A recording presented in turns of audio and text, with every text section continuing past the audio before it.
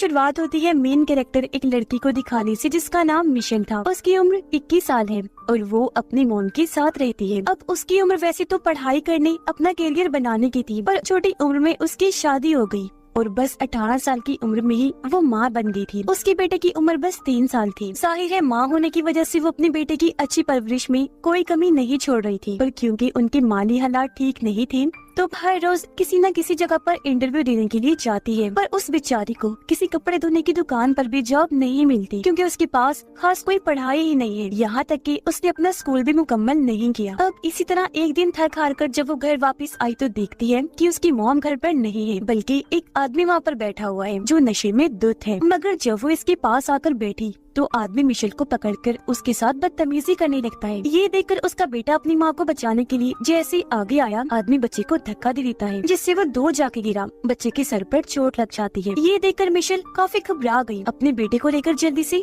Hospital जाती है। बच्चे का जख्म देखकर डॉक्टर को मिशेल पर शक हुआ। ये शायद अपने बच्चे पर जुल्म करती है या उसका ध्यान नहीं रखती, इसलिए फौरन डॉक्टर सोशल वर्कर से राब्ता करती है और बच्चे को उन्होंने खुद रख लिया था ताकि वो सच जानकर ही बच्चे को मिशेल के हवाले कर सके। अब सोशल वर्कर आकर मिशेल से कई सारे सवाल जवाब करती है, जिसके बाद मिशेल उसे काफी कहती है, मिन्नत भी करती है कि प्लीज मेरा बेटा मुझे दे दो। पर सोशल वर्कर ये कहकर मना कर देती है कि अभी नहीं मिल सकता क्योंकि ना तो तुम्हारे पास कोई जॉब है, तुम्हारी माली हालात ठीक नहीं और तो और अपने बेटे की हिफाजत भी नहीं की तुमने। अगर तुम चाहती हो कि तुम्हारा बेटा तुम्हें मिल जाए तो तुम्हें कोर्ट जाना होगा। अब कुछ दिन के बाद मिशेल को हम उसकी दोस्त के साथ देखते हैं। इनकी बातों से पता चला कि अगले हफ्ते कोर्ट में पेशी है। मिशेल को उम्मीद थी कि मेरा बेटा मुझे मिल जाएगा और अब वो दिन आ ही गया जब इन्हें कोर्ट जाना था। अब घर से तो बाहर आ गई थी पर उसे उस जगह का पता नहीं था जहाँ उसे जाना था। वो कुछ देर इधर उधर भटकने के बाद एक दुकान पर जाकर पूछताछ करने लगती है। इसी दुकान पर मिशेल की मुलाकात एरियल नाम के एक आदमी से होती है जो मिशेल को लिफ्ट देने का कहता है। अब एरियल पर वो यकीन कर सकती थी इसलिए मान गई क्योंकि मिशेल उसे जानती थी। ये उसकी दोस्त का डैड था और तो और उसके पास इंतजार करने का टाइम भी नहीं था, इसलिए ये दोनों एरियल के ट्रक में बैठकर यहाँ से निकल जाते हैं। रास्ते में एरियल मिशेल को कहता है कि मेरे पास कुछ डॉग्स हैं तो क्यों ना तुम अपने बेटे के लिए एक डॉग ले लो। पर इसके लिए मिशेल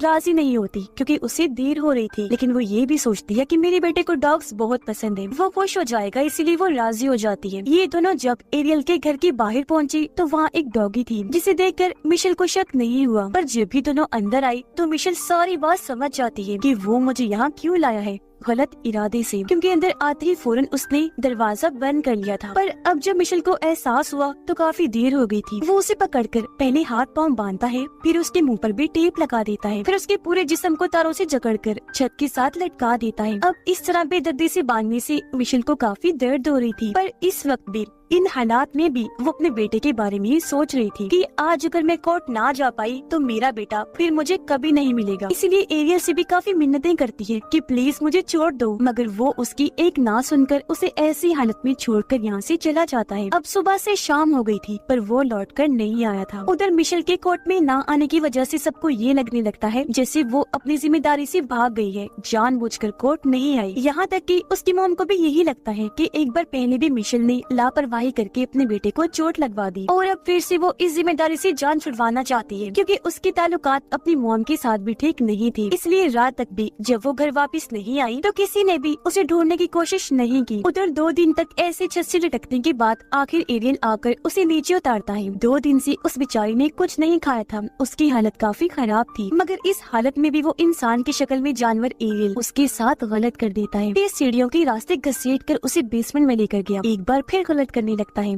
जिसके बाद वही एक खंबे से बांध देता है। अब ठीक इसी वक्त दरवाजे पर दस्तक हुई। एरियल ने जाकर चेक किया तो वो एरियल की माँ थी जो उसके लिए खाना लेकर आई थी। अब जब एरियल अपनी माँ से बातें करके उसे भेजने में लगा हुआ था तो तभी मिशेल खुद को आजाद कर लेती है, मगर वो यहाँ से भाग नहीं पाती क्योंकि तभी सामने से एरियल आ गया जो उसे गन से डरा देता है। फिर वो उसे कहने लगा कि मेरी फैमिली मुझे छोड़ के जा चुकी है, तो अब मिशेल तुम ही मेरे लिए सब कुछ हो, तुम मेरी प्रॉपर्टी हो, तुम्हारे साथ मेरा जो दिल चाहे मैं कर सकता हूँ। उसे और मारता है जिससे बेचारी को बहुत दर्द होती है और अब धीरे धीरे कुछ साल गुजर जाते हैं। क्रिसमस का वक्त था। मिशेल की हालत भी अब और ज्यादा खराब थी क्योंकि इतनी सर्दी में भी एरियल उसे पूरे कपड़े पहनाकर नहीं रखता था। उसके साथ जानवरों जैसा सलूक करता, यानी मिशेल को उसने जंजीर से बांधा हुआ था। जब उसका दिल करता वो उसके साथ गलत करता और फिर उसे इसी हालत में छोड़कर वहाँ से चला जाता था। अब जिस कमरे में मिशेल को उसने रखा था, यहाँ एक टीवी तो था पर यहाँ की हर एक खिड़की और दरवाजा लॉक था। अब ये बात एरियल काफी अच्छे से जानता था कि मिशेल को कोई नहीं ढूंढ रहा, वो यहाँ मर भी क्यों न जाए, किसी को कोई फर्क नहीं पड़ने वाला था। लेकिन फिर भी उसने हर दरवाजे और खिड़की पर अलार्म लगा के रखा हुआ था। एक दिन मिशेल को मौका मिलता है। एरियल की बेटी यानी मिशेल की दोस्त घर में अपने दोस्तों के साथ पार्टी करने के लिए आती है। मिशेल को जब पता चला तो वो अपनी जंजीर को बेड पर मार मार कर शोर मचाती है ताकि वो लोग सुने और उन्हें उसके यहाँ होने का पता चल जाए। लेकिन चालाक एरियल तेज आवाज में म्यूजिक लगा देता है, इसलिए कोई भी उसकी आवाज नहीं सुन पाता। अब कई दिन और ऐसे ही करते करते गुजर गए। मार खाते खाते, जुर्म सहते सहते तंग तो वो आ ही गई थी, पर अब लग रहा था कि मिशेल इस तकलीफी जिंदगी की आदी हो चुकी है। लेकिन उसने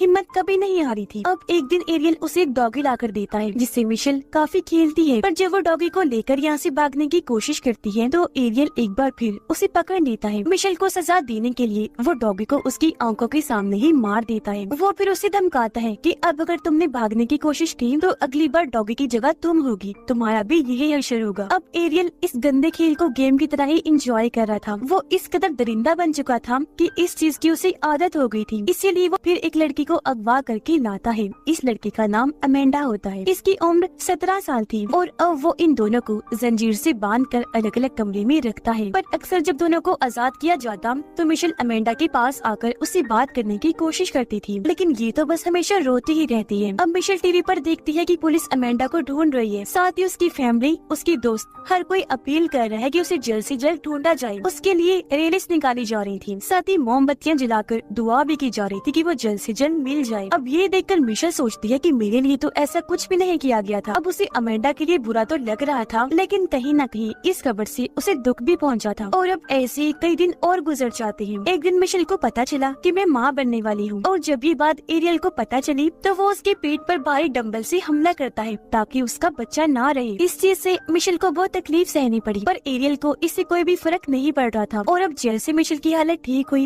एरियल उसे काम पर लगा देता है। क्योंकि वो एक कारपेंटर था तो मजबूरन मिशेल को उसकी मदद करनी पड़ती थी। अब ऐसे एक दिन जब वो बाहर काम कर रही थी तो वो अपने पड़ोसी आदमी को देखकर मदद मांगने लगती है, पर वो काफी बुरा आदमी था, इसलिए कुछ समझ ही नहीं पाता। अब दिन ब दिन मिशेल की हालत और खराब होने लगती है। खाना तो उस बेचारी को कभी कभी ही मिलता, लेकिन मार उसे हर रोज खानी पड़ती थी। सबसे बड़ी बात कि उसे गॉड पर यकीन था कि चाहे देर से ही सही मैं यहाँ से जरूर निकलूंगी। कुछ दिन के बाद मिशेल जब टीवी पर खबरें देख रही थी तो उसे एक और लड़की के गायब होने का पता चलता है। इस लड़की का नाम जीना था जो सिर्फ 14 साल की थी। ये देखकर मिशेल बस यही सोचती है कि इस लड़की के साथ न जाने क्या हुआ होगा और इसे किसने अगवा किया होगा। उसका ये सोचना ही था कि तभी उसे इस घर से किसी के चिल्लाने की आवाजें आने लगती है, जो आवाज और किसी की नहीं बल्कि जीना की थी। अब मिशेल और अमेंडा को घर के अंदर लाते हुए किसी ने नहीं देखा था, पर जब एरियल जीना को ला रहा था तो वो इतना ज्यादा चिल्ला रही थी कि एक पड़ोसन को शक हुआ। लेकिन बदकिस्मती से वो ये समझ ही नहीं पाती कि ये आवाज किस तरफ से आ रही है, क्योंकि तभी एरियल ने म्यूजिक चला दिया था। फिर भी वो पड़ोसन औरत पुलिस को बुलाती है। एरियल के घर की तरफ इशारा भी करती है कि मुझे उस आदमी पर शक है, लेकिन पुलिस वाला कहता है कि तुम्हें बस शक है,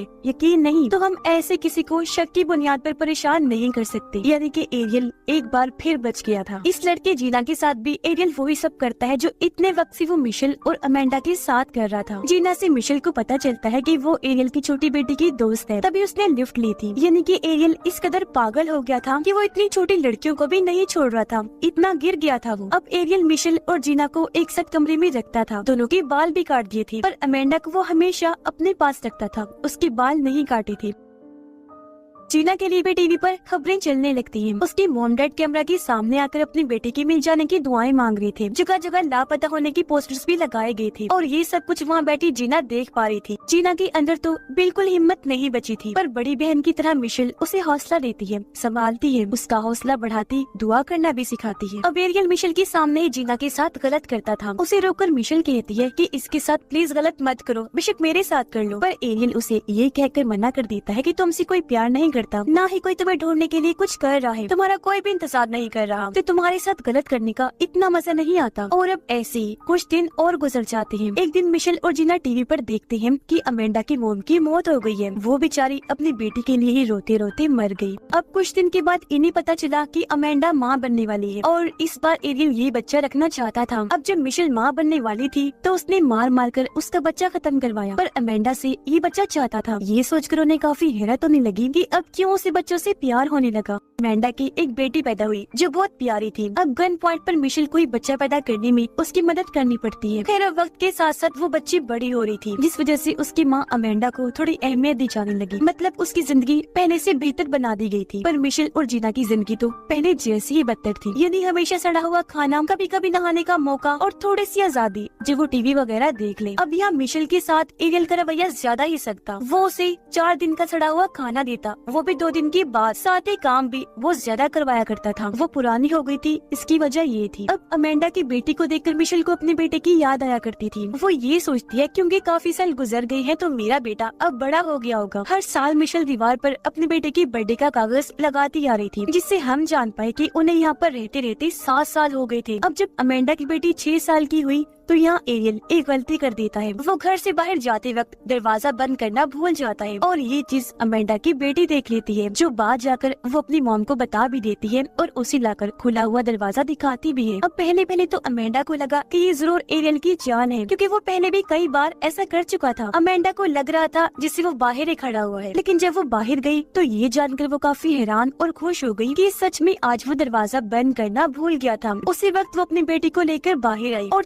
चिल्लाकर मदद मांगने लगती है। उसकी आवाज सुनकर कुछ पड़ोसी वहाँ आए, जो अमेंडा और उसकी बेटी को संभाल लेते हैं। ये पुलिस को भी बुलाती है। वो जब एरियल के घर पर चेक करने गई तो मिशेल और जीना को भी बचा लिया जाता है। वो लोग आजाद हो गए हैं। इस बात पर पहले तो मिशेल को यकीन नहीं होता, पर जब पता चला कि ये सच है तो वो काफी खुश हो जाती है और सबसे पहले अपने बेटे के बारे में पूछती है। पर फिलहाल उन तीनों को हॉस्पिटल भेज दिया गया। उनकी हालत ठीक नहीं थी और वो गहरे सदमे में थी। मिशेल की हालत तो ऐसी हो गई थी कि उसे आदमियों से अब सख्त नफरत थी, यहाँ तक कि वो अपने पास मेल डॉक्टर्स और नर्स को भी बर्दाश्त नहीं कर रही थी। वो चिल्लाने लगती है। अब अमेंडा और जीना को उसकी फैमिली फौरन मिलने आ जाती है। उनका पूरा साथ दिया जाता। फैमिली काफी सपोर्ट कर रही थी, पर मिशेल को सपोर्ट तो करना दूर की बात, कोई उससे मिलने भी नहीं आता। हॉस्पिटल से बाहर आने के बाद उसे पता चला कि मेरा बेटा जब 4 साल का था तो उसे एक अच्छी फैमिली ने गोद ले लिया था और अब वो फैमिली नहीं चाहती कि बच्ची को अपनी असली माँ मिशेल के बारे में पता चले। अब गवर्नमेंट की तरफ से मिशेल को रहने के लिए घर दिया गया, सिक्योरिटी और हर सहूलत भी दी गई। वो फिर कोर्ट में जाकर अपनी जिंदगी के बारे में सब कुछ बता देती है। इंसाफ मांगते हुए कहती है कि एरियल को कड़ी से कड़ी सजा दी जाए। अब पता चला कि एरियल को 1000 साल की सजा दी गई, पर जेल में 1 महीना गुजारने के बाद ही उसने अपनी जान ले ली, क्योंकि जो उसने किया उसकी सख्त सजा उसे जेल में ही मिल रही थी, जो वो सहन नहीं कर पाया। जबकि वो तीनों मिशेल, अमेंडा और जीना एक नई जिंदगी के साथ आगे बढ़ जाती है और इसी के साथ ही ये कहानी भी इधर ही खत्म हो जाती है।